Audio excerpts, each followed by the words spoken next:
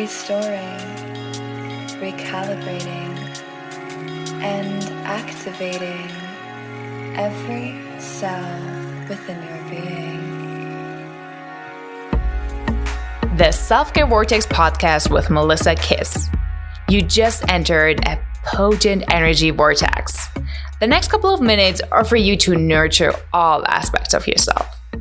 You have been guided here to remember to trust in yourself and the flow of life, to remember how to freely express all aspects of yourself. You are here right now in this moment to remember that you are enough. This is a safe and sacred space for transformation, personal growth, unconditional love, and radical transparency. I invite you to lose yourself in order to find your true self and step into your power. The Self-Care Vortex is a warm, welcoming, and safe sanctuary where everyone is completely accepted, where you are completely accepted. Because we know how unique you are, and we know that you were born to make an impact in this world. And we look so forward for you to remember your magnificence. Each episode is a journey into yourself and the infinite possibilities of life. The path of deep inner and outer self-care will take you back to your soul essence, back to your purpose. Let the journey begin. Welcome to the tribe. See you on the other side. Aloha and welcome back to the Self-Care Vortex Podcast. I am Melissa Kiss, your host. Super excited that you are here. It has been a while since I've been here alone, and I'm so excited to be back. So I hope that you're doing really amazing, that you're feeling fulfilled, that you're feeling grounded, that you're feeling really good. That's what I wish for you so much. And if you don't feel that, if you're actually feeling overwhelmed, sad, confused, angry, whatever it is, know that it is just temporary, and know that it's okay to feel that way. That we all feel that way at some point in our lives. And it's probably not going to stop because that is how life works. Our emotions flow through cycles. And depending on whatever is going on in our lives, we will feel this way or the other way. And that is completely normal. And it is something that we so often don't talk about. And when we look into that topic, of course, when we don't feel in our highest, our immediate response is that we want to get back to that feeling. We want to get back to happiness, right? We want to get back to feeling alive and full of energy and creative energy flowing through us and being patient. And that's what we want to feel. Everyone wants to feel that. Everyone wants to feel loved and fulfilled. And if we're not there, our nature is to wanting to go back there or forward to that, depending on how we look at it. But when we look at it from a point of energy flow, when something is not right with us, not in alignment, not in this natural state of creative flow, of love, of joy, then we need to change the energy, right? That makes sense. We have something here and we want to alchemize, transform, change it into what we want it to be. How can we make that happen? When we're not feeling okay, when we're feeling stressed, overwhelmed, sad, anxious, what are we doing with that? And I want to share something personal for me. I, for the longest time, have been someone, I was like, I got it all together. I was taking on so many problems of other people, supporting them, helping them through their stuff. And I never asked for help because I wanted to be strong. I hated to be vulnerable. I hated to feel weak. I hated to feel sad.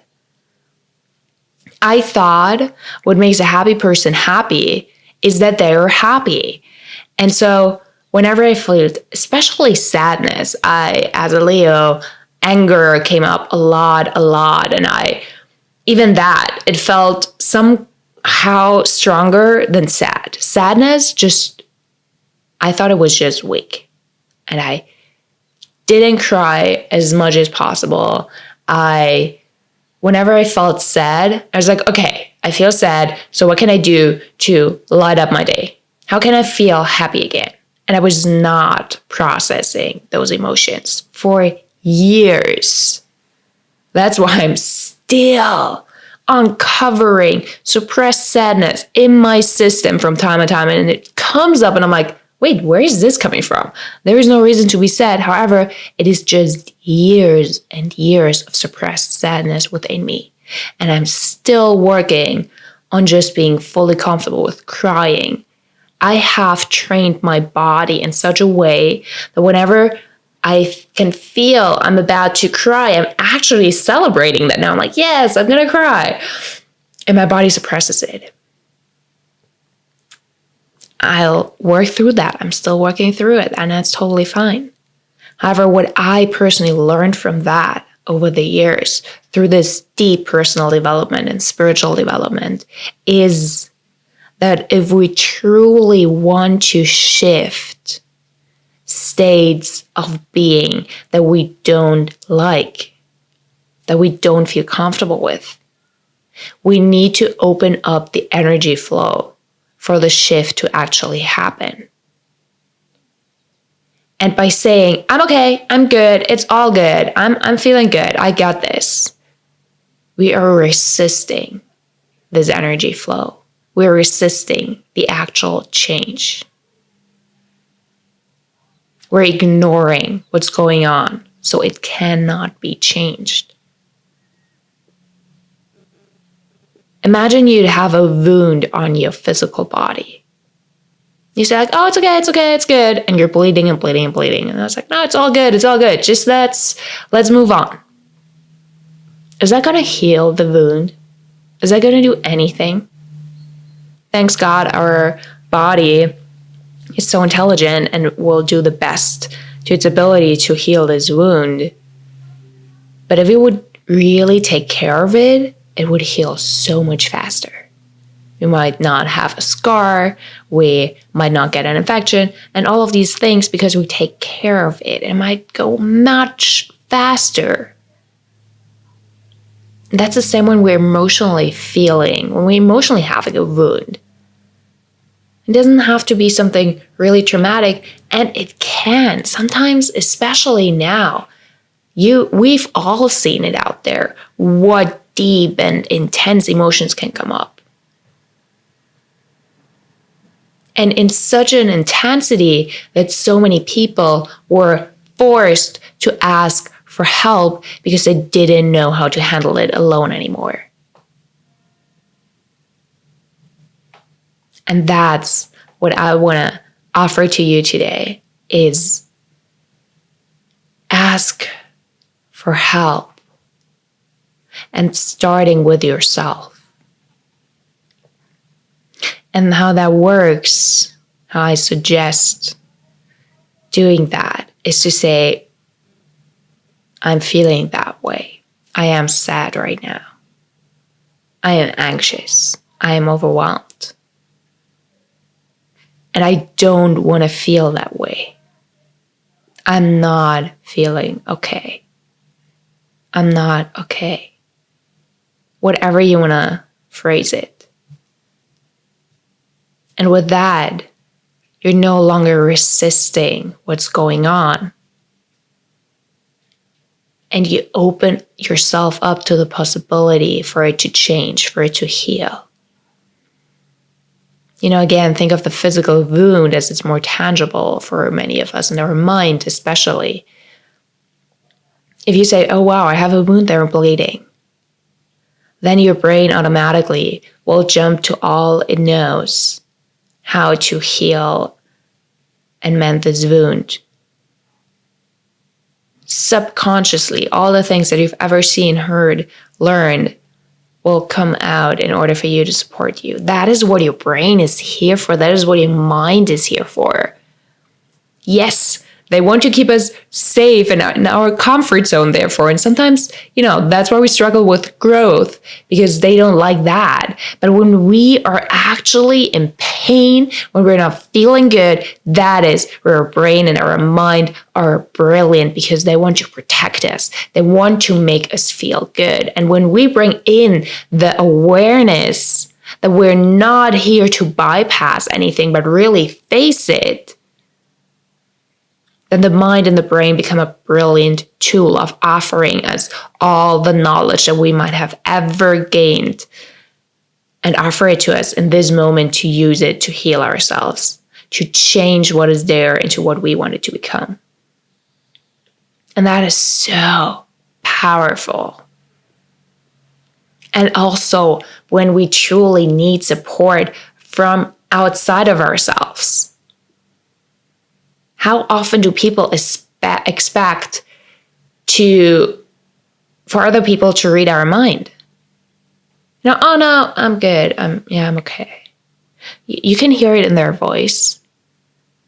But wouldn't it be so much more simple if you would just say, actually, I'm not feeling really good today?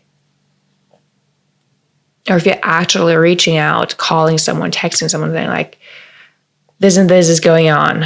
I don't know what to do. Like, I need some support. There is nothing wrong with that. In fact, the more vulnerable we become, the more we stop hiding parts of ourselves, the more the right people will love us for that, because they see us. We are signalizing them that we're trusting them. And there is no more space for hiding in this world. We are seeing it right now. Things are coming up to the surface. Whatever wanted to be hidden is coming up. And that, as above, so below, happens also within ourselves. So whatever we have been trying to hide that we didn't want to look into, and especially if that's personal, inner discomfort, pain, emotional pain, it is coming up now. And it needs to come up in order for it to really change, so that it can truly come back to your natural state of happiness, of fulfillment, of joy. That is your birthright, our all birthright. And that's what we're here for. However, those, let's call them darker times, those more challenging times, they're also here for a reason. They help us to see our strength. They help us to shift energy beyond what we could do if it would only be in love and joy all the time. They are important times of our lives. And instead of resisting and looking away and saying, I'm good. So I'm like, no, I'm not good. And I might even hate it and not like it. It doesn't matter. I just need to face it and see what it's telling me and where it's helping me to go to. And that will only happen if I open up the gate to shift the energy through acknowledging that it is there, that I'm feeling like that. And then shift can happen.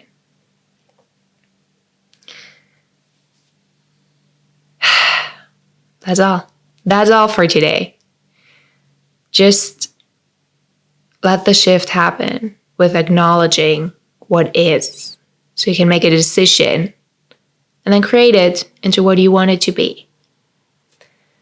I'm sending you so much love, and know that whatever pain you're experiencing on whatever level, it is here not only on purpose, but for a purpose. And sometimes we're just not there yet. We're like, I don't care. I know it's here for a reason, but I really don't like it. I just want to get out of it. And like, stop telling me it's all here for a reason.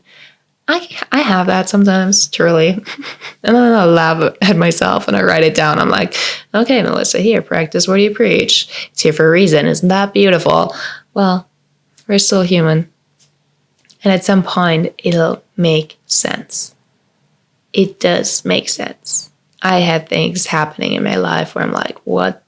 Like, how? Why?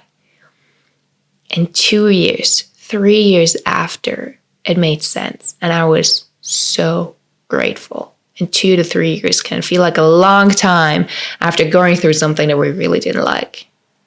But that's it. That's what it's supposed to be sometimes. And that's okay. And what that takes is trust. Truly trusting in ourselves and in life. And that there is a natural balance in this universe. That everything is balancing out. That everything is truly working out best case scenario. It is what it is. That's what it is. And the more we trust in that, the more we can let go of any resistance, any anger, any resentment towards things that happened, forgive ourselves, forgive anyone involved, and just really live this light and free life that we're here to live.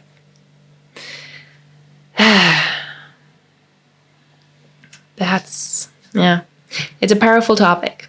We're actually currently working on a ceremony for the ceremony Vortex. If you haven't seen that on the website yet, that's where we're gonna offer some amazing ceremonies.